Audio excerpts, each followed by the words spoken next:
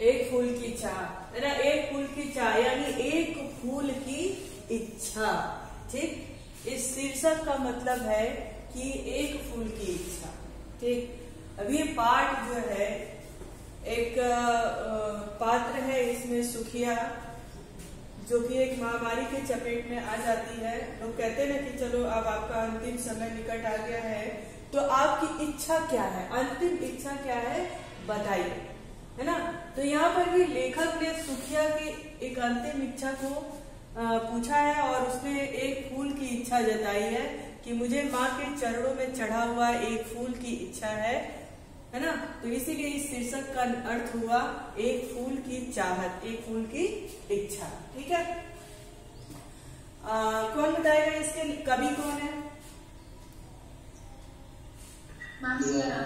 Yes, Siya Ram Sharan Gupt, है ना। तो सिया राम शरण गुप्त के द्वारा रची हुई ये रचना है एक फूल की चाह, जो कि उस समय, है ना, उस समय में जिस समय की घटना है उस समय की वर्तमान घटना को यहाँ पर दर्शाया गया है ना।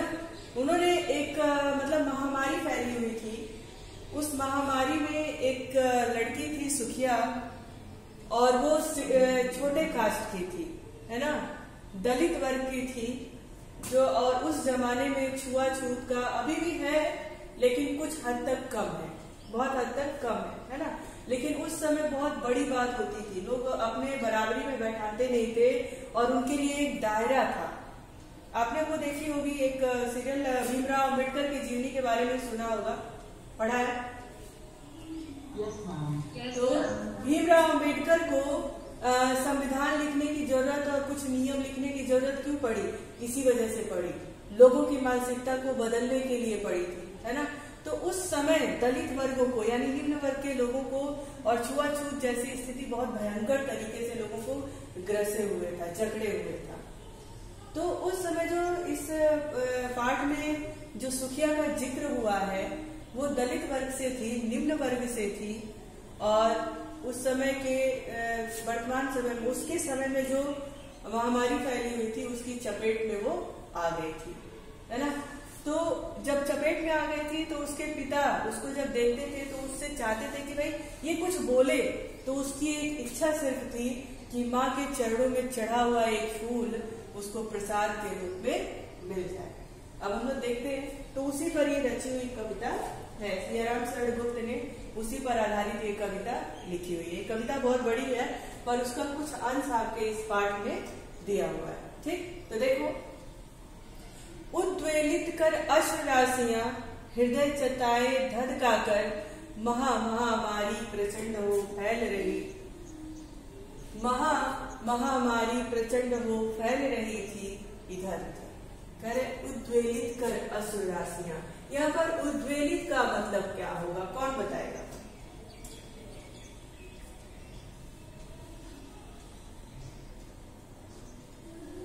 बताइए, उद्वेलित का अर्थ क्या होगा?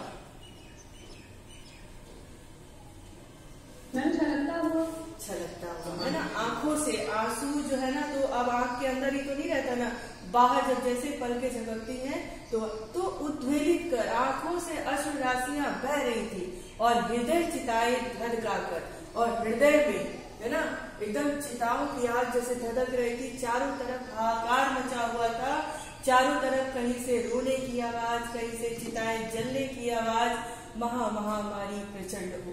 और महामारी जो थी वो अपना विकराल रूप धर के, ये प्रचंड हो यानी विकराल रूप धर के इधर उधर क्या कर रही थी? फैल रही थी, यानी चारों तरफ फैल रही थी, जिसका जीता जागता उदाहरण आपके सामने यहाँ 2-3 सालों से चल रहा है। छिड़ कंठ मृत वत्साओं का करुण रुदन रुदांत निदान, भरे हुए था निज किसरों में हाहाकार अपार अशांत। छिड़ कंठ मृत वत्साओं का, छिड़ कंठ मतलब दबी हुई आवाज, हाँ, यानी रोते रोते लोग थक चुके थे और आवाज धीरे हो गई थी, है ना। मृत वत्साओं का। मृत वत्साओं मतलब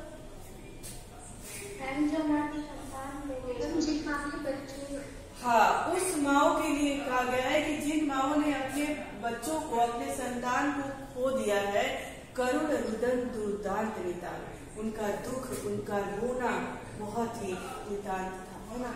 एकदम मतलब उस स्थिति का बयान लेखक कवि कर रहे हैं और कह रहे हैं कि उन माओ का कंठ छिड़ हो गया था, रोते रोते उनके कंठ धीमे पड़ गए थे, उनकी आवाज धीमी पड़ गई थी, चारों तरफ रोना रोना हर जगह बचा हुआ था।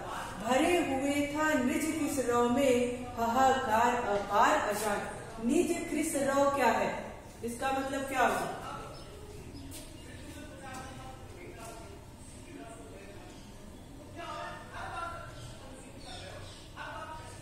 बताइए, निज कृष रौ, बोलिए बोलिए।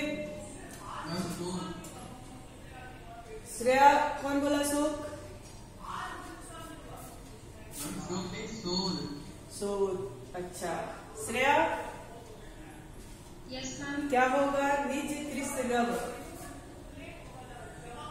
मैम अर्थात उस महामारी के कारण लोग इतना रोड तक थक गए थे, फिर भी वहाँ पे शोर कम नहीं था, उतना ही प्रचंड रूप फैला हुआ था। हाँ, है ना, फिर भी वहाँ पर शोर कम नहीं था, वहाँ पर जो हाहाकार थी, जो लोगों के रोने का मंजर था, वो कम नहीं हुआ था। हाहाकार अपार अशांति, चारों तरफ हाहाकार मचा हुआ था, अपार अशांति छाई हुई थी चारों तरफ, है ना। अब देखो, उस समय का ये जो पहला पद है, इसमें कवि ने उस समय की स्थिति से अवगत कराया है। प्रश्न यहाँ पर ये भी बन सकता है कि एक फूल की चाह के पहले पद से कवि ने किस स्थिति को अवगत कराया है ना। तो उस समय, वर्तमान समय में जो स्थितियां चल रही थी, जिस तरह के हालात थे, उसको कवि ने परिचित कराया है। ठीक, आगे आप चलते हैं कि उसमें सुखिया का पिता उस मंजर को देख करके कैसे डरा हुआ है और कैसे वो चाहता है कि वो सुखिया को किसी तरह बचा ले उस बीमारी से ग्रसने के लिए, है ना। क्योंकि सुखिया क्या थी, बड़े ही चंचल स्वभाव की थी। तो कहता क्या है कि बहुत रोकता था सुखिया को, न जा खेलने को बाहर। कभी कहते हैं कि सुखिया का पिता कहता था कि मैं अपनी सुखिया को बहुत रोकता था कि तुम खेलने के लिए बाहर मत जाओ, नहीं खेलना रुकता उसका, नहीं ठहरती पल भर कर, लेकिन उसका खेलना रुकता नहीं था और वो पल भर यानी एक क्षण के लिए भी कहीं पर भी रुकती नहीं थी, है ना। इससे यही दर्शाता है कि मान लो क्वेश्चन पूछ दिया एक लाइन का, 1 नंबर का, कि सुखिया का पल भर भी रुकना क्यों नहीं, एक क्षण भी वो रुक पाती थी, है ना। तो क्यों नहीं रुक पाती थी? क्योंकि वो चंचल स्वभाव की थी, है ना। जो बच्चे चंचल होते हैं उनको कितना भी मना कर दो तो वो एक जगह पर रुकते नहीं है। फिर या फिर क्वेश्चन पूछ ले कि सुखिया का स्वभाव कैसा था, तो सुखिया चंचल स्वभाव की थी। ठीक है, ये आपके बुक में ये सारे प्रश्न नहीं दिए होंगे, लेकिन क्वेश्चन में अगर 1 वर्ड आंसर पूछा जाएगा तो हो सकता है कि इस तरह के आंसर्स बन जाए। ठीक है, फिर कहते हैं कि मेरा हृदय कांप उठता था, बाहर गई निहार उसे, यही मनाता था कि बचा लूं किसी भांति से बार उसे। कभी कहता है कि सुखिया का पिता कहता था, सुखिया के पिता की भावनाओं को वो व्यक्त करते हैं कवि और कहते हैं कि मेरा हृदय कांप उठता था, यानी मेरा मन डर जाता था, मैं एकदम डर जाता था जब सुखिया को बाहर खेलने जाते हुए देखता था, है ना। निहार उसे, निहारना मतलब होता है देखना, यही मनाता था कि बचा लूं किसी भांति से बार से। तो कहते थे कि मैं बस यही भगवान से यही मनाता था कि हे प्रभु इस बीमारी से किसी तरीके से मैं इस बार बचा लूं। भात यानी तरीका, है ना, किसी भी तरीके से मैं इस बार इस अपनी सुखिया को बचा लूं, फिर आगे जो होगा वो देखा जाएगा। लेकिन भरसक वो प्रयास करता था कि मैं इस बीमारी से अपनी सुखिया को, अपनी बेटी को बचा लूं, है ना। अब जैसे मान लो अभी आप ही हो, आप घर से बाहर निकलते हो, आपके मम्मी पापा कहते हैं भाई किसी के घर मत जाना, मास्क लगा के रहना, अपने आप को बचा कर रहना, है ना। अभी तो मान लीजिए मंजर थोड़े से कम हो गए हैं, लेकिन पिछले साल, बीते हुए साल में आपने देखा कि कितना भयानक मंजर था, है ना।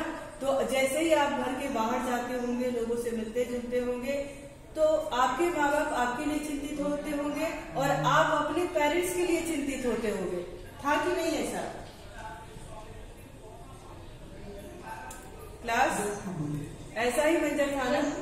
तो यही चीज तो आप भी सोचते थे, वही चीज उस समय में सुखिया का पिता भी सोचता था। आगे देखिए, फिर भी सुखिया को वो उस बीमारी से नहीं बचा पाता है ना। तब क्या कहता है? कहता है कि भीतर जो डर रहा छिपा है, क्या कि मेरे मन के अंदर जो डर था, मेरे मन में ऐसा डर था कि सुखिया खेलने के लिए बाहर जाती है, वो इस महामारी की शिकार ना हो जाए, है ना। तो कहते हैं भीतर जो डर रहा छिपाए, हाय वही बाहर आया, है ना। यानी मेरे मन में जो डर था कि मेरी सुखिया उस बीमारी की शिकार न हो जाए, लेकिन मेरा डर आज क्या हो गया? सच हो गया। यहाँ पर हाय वही बाहर आया, यानी उसका डर सच हो गया और सुखिया क्या हो गई? उस महामारी की चपेट में आ गई। एक दिवस सुखिया के तन को, दिवस यानी दिन, एक दिन सुखिया के तन को, तन का मतलब शरीर। अच्छा ये बताओ, गात मतलब क्या होता है? मैम शरीर। यस, है ना। तो अगर शरीर, हाँ, शरीर का पर्यायवाची पूछे तो आप क्या बता सकते हो? तन बता सकते हो, गात बता सकते हो, शरीर हो गया, अंग हो गया, है ना, और भी सारे हैं तो आप बता सकते हैं। ठीक है, चलिए। तो क्या कहते हैं कि एक दिवस सुखिया के तन को ताप तप्त मैंने पाया, यानी एकदम गरम तपता हुआ मैंने पाया। तो उसको क्या हो गया था? बुखार हो गया था, है ना, फीवर हो गया था और उसका शरीर काफी तप रहा था, एकदम बुखार से तप रहा था। ज्वर में विह्वल हो बोली वह, क्या जानू किस डर से डर, मुझको देवी के प्रसाद का एक फूल ही दे दो। भाई आप जैसे मान लीजिए कोरोना महामारी आई थी, उसके विषय में आप जान रहे थे और आपने ये भी देखा था कि किस तरह से उस बीमारी के चपेट में आने के बाद लोगों की स्थिति हो रही थी। कुछ लोग मर जा रहे थे और चूंकि साइंस आजकल बहुत ज्यादा आगे है, तो कुछ लोगों को बचाया भी, कुछ लोगों की आवाज क्या है, बीमारी क्या है से बचाव भी हुआ, है ना। लेकिन फिर भी अगर मान लो आपको अगर लगे किसी को भी कि कोरोना हो गया, तो उसके मन में एक ख्याल जरूर आ जाएगा कि पता नहीं मैं बच पाऊंगा या नहीं, है ना। तो उस सुखिया को भी यह आभास हो गया था, है ना। तो क्या हुआ? ज्वर में बिहवल हो बोली वह, ज्वर से पीड़ित होकर के और उसमें बिहवल हो। बिहवल मतलब क्या होता है क्लास? मैम तपते नहीं, बिहवल, तपते तो बात सही है, लेकिन बिहवल हो करके, हाँ एकदम जब उसमें जब उसको बुखार हो गया तो एकदम परेशान हो करके, है ना, और न जाने किस डर से, उसके मन में डर हो गया ना, पता नहीं मुझे तो ये बीमारी लग गई, मैं बचूंगी या नहीं बचूंगी।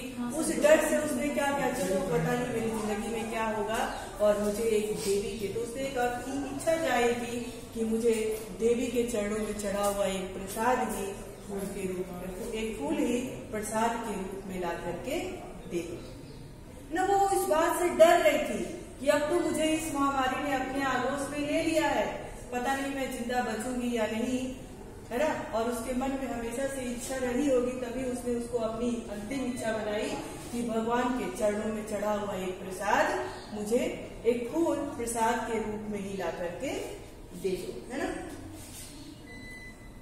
अब बेटी ने इस इच्छा को तो जाहिर कर दिया। आप समझ रहे हो या नहीं क्लास? Yes ma'am. समझ में आ रहा है ना? तो अब देखो यहाँ पर बेटी की इच्छा ने तो उसने तो अपनी इच्छा जाहिर कर दी सुखिया ने कि भाई मुझे देवी के चरणों में चढ़ा हुआ फूल प्रसाद के रूप में ला करके दे दे। और हर माँ बाप की इच्छा होती है कि हम अपने बच्चों की सारी इच्छाएं पूरी करें, तो उसका पिता भी चाहता था कि मैं उसकी इच्छा पूरी कर सकूं।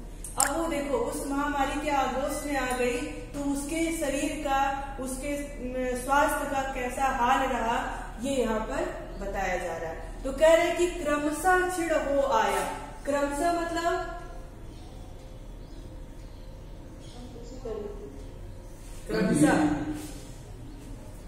क्रमशः देखो होता है लगातार, पर यहाँ पर हम क्या प्रयोग करेंगे, धीरे धीरे, है ना। धीरे धीरे क्या हुआ, उसका कंठ छिड़ हो आया।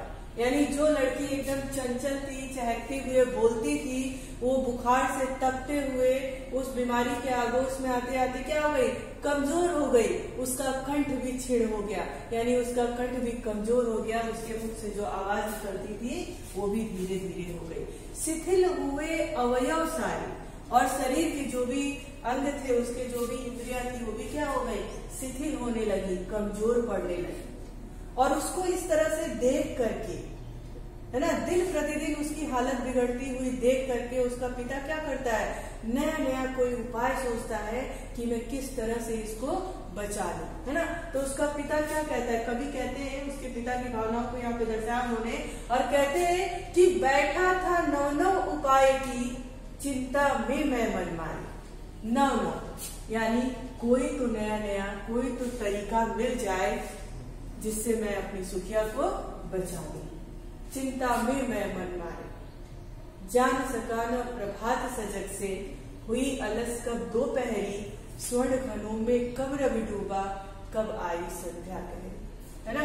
कह रहे कि मैं इतना चिंता में डूबा हुआ था कि मुझे पता ही नहीं चला कि कब प्रभात यानी सुबह से, कब अलस दोपहरी, कब यानी उठते हुए कब सुबह हुआ और कब दोपहर हुआ, अब कब स्वर्ण घनों में कब रवि डूबा, यानी कब उस सुनहले बादल में रवि डूब गया, सूर्य डूब गया, और कब आई संध्या गहरी। कह भाई लगातार धीरे धीरे अपनी बच्ची की, सुखिया के स्वास्थ्य को शिथिल होते हुए, उसके हालत को बिगड़ते हुए जब मैं देख रहा था, तो मैं नए नए उपाय सोच रहा था, मैं नए नए तरकीब सोच रहा था, और उसी चिंता में मैं मन मारे बैठा था, और मुझे पता ही नहीं चला कि कब सुबह से दोपहर हो गया और कब दोपहर से शाम हो गया, है ना। समझ में आया, समझ में आया। सो रहे हो क्या आप लोग, सो रहे हो क्या?